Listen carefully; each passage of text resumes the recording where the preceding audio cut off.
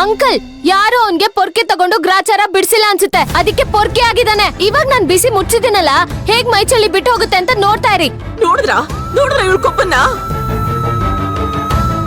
ಅಲ್ವೇ, ನೀನ್ ಅವನಿಗೆ ಸೀಮೆಣ್ಣೆ ಸುರಿದೆ ಅಂತ ಅವ್ನ್ ನಾಳೆ ದಿನ ನಿನ್ಗೇನಾದ್ರೂ ಹೆಚ್ಚು ಕಮ್ಮಿ ಮಾಡಿದ್ರೆ ಏನೇ ಗತಿ?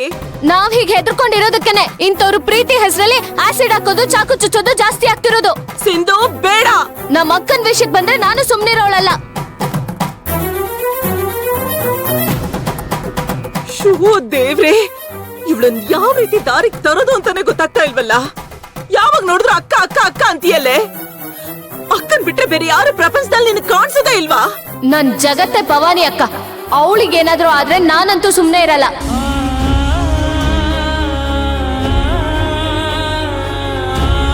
ಸಿಂಧು ಮಾತ್ ಕೊಡ್ತಾ ಇದೀಯಾ? ಅಕ್ಕನ್ ವಿಷಯಕ್ಕೆ ಬಂದ್ರೆ ನಾನು ಹಾಗೆ ಅಮ್ಮ. ಸಿಂಧು, ಅಮ್ಮನ್ ಜೊತೆ ನಡ್ಕೊಳ್ಳೋ ರೀತಿ ಇದೇನಾ?